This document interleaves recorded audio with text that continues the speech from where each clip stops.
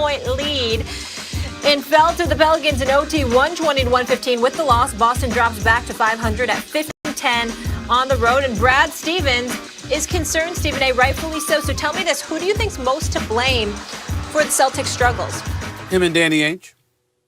The fact of the matter is Danny Ainge, felt like he had the team in place. He didn't need to really go for it, go for the chip or whatever. There's no shame in trying to build a team around Jason Tatum and Jaylen Brown, but you did that, all right, and it's not panning out right now. And I have to look at Brad Stevens because, listen, I like Brad Stevens. I think that he's an exceptional basketball mind.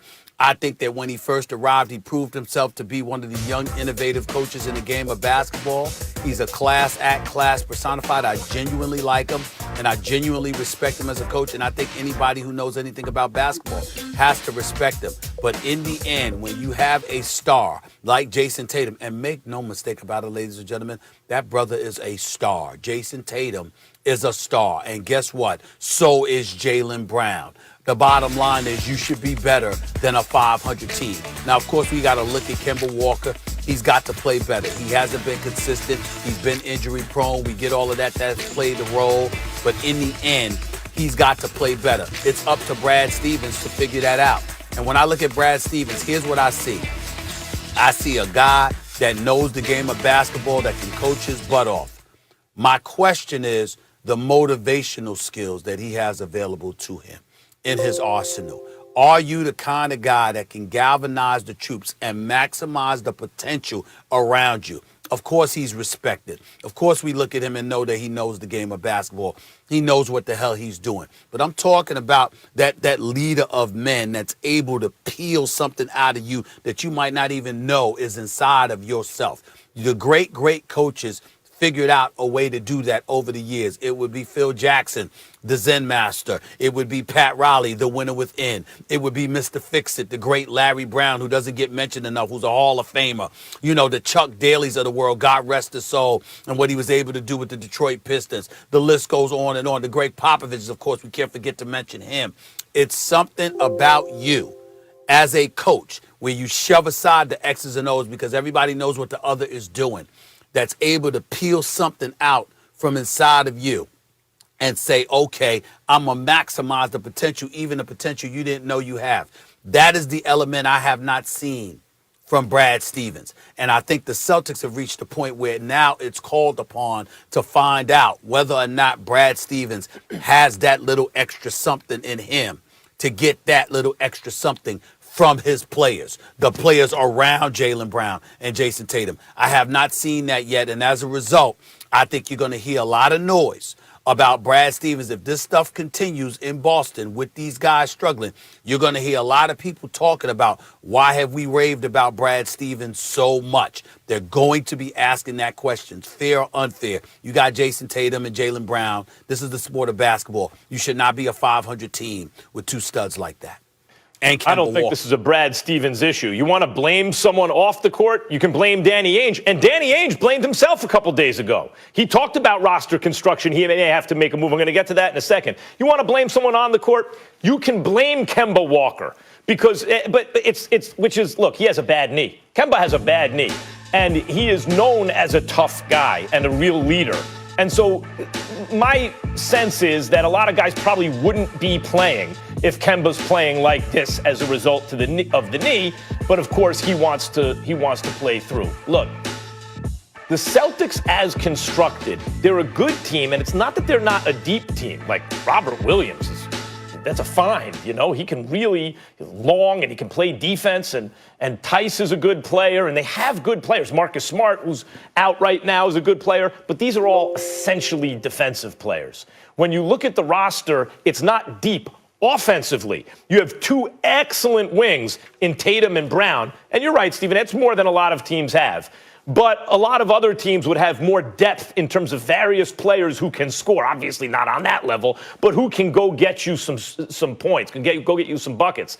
The Celtics don't have that. They're really relying on Kemba to be that other guy offensively. And when he's not, where do the Celtics get the points from? It's hard. You know, like where do the Celtics get the points from if not Tatum and Brown? And it's not like Tatum and Brown aren't giving you the points. It's not like Brad Stevens isn't doing things to create opportunities for them and to kind of optimize, to maximize what they have. He is, and they are. They're great, and everyone knows it. But who else is there? It's supposed to be Kemba. If Kemba is right, we talk about big threes. That's a legit big three if Kemba's right. He has not been Kemba Walker. And when Kemba shoots like he does last night, you're not going to win. A couple games ago, then you might win, right? That's what it is. I can't look at Brad Stevens and say that's on him. I'll say I don't even like to say it's on Kemba because I think he's hurt.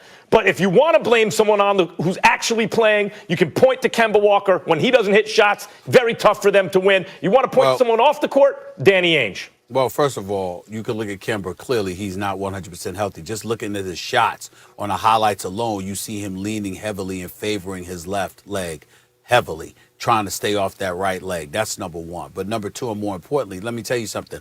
Your points would be valid if we're talking about championships. I get that.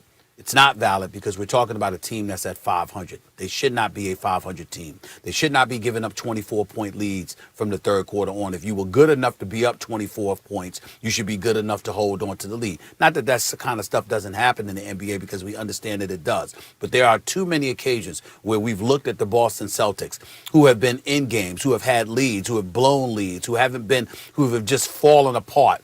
And we wonder what the hell is going on. And the reality is that that's Brad Stevens' job to fix it. When you've got 30 teams in the NBA, this is a very big coveted job. A lot of people want opportunities to be a head coach in the NBA. And if you have a situation where you've got two studs like that, you got to know how to close. You got to know how to finish. Now, they've been to a couple of conference finals. We get that. And Brad Stevens can coach. Again, nobody is questioning this coaching ability. What we're saying is, in the end, the personnel that you have available, are you maximizing the potential of all those guys around Tatum and Brown? Because Tatum and Brown are going to be who they are. Who are the other dudes that are going to step up for you? What kind of system do you have? How are you utilizing the personnel that you have available to you, et cetera, et cetera? Anybody else we'd be asking that question about? Why does Brad Stevens get a pass in terms of asking those questions? That's the bottom line. I wouldn't say he gets a pass. I think if you just analyze it, you have two guys you could look at to say, like, what's the Celtics? I'll be more specific, in terms of your point. I think it's late game collapses, right? Because it happened again, and this time in a huge, obvious way. Another late game Celtics collapse. And we can look at defense, but really, it's the organizer of the offense. It's the guy who's making the decisions. Marcus Smart is out, and Kemba Walker's hurt. I think really that's what's happening as far as that goes. Yeah, but they started off even before Marcus Smart got hurt. They started off the season. We didn't like what we were seeing from Boston at the very, very start of the season. And then we blamed the bubble. We knew Kemba was out, but we blamed the bubble. And such a short, the season ends in September for them, and then they come back and they play in December. No, a whole bunch of other coaches don't get that excuse. Brad Stevens not going to get it either. And I respect him. I respect the hell out of him. Got to do it.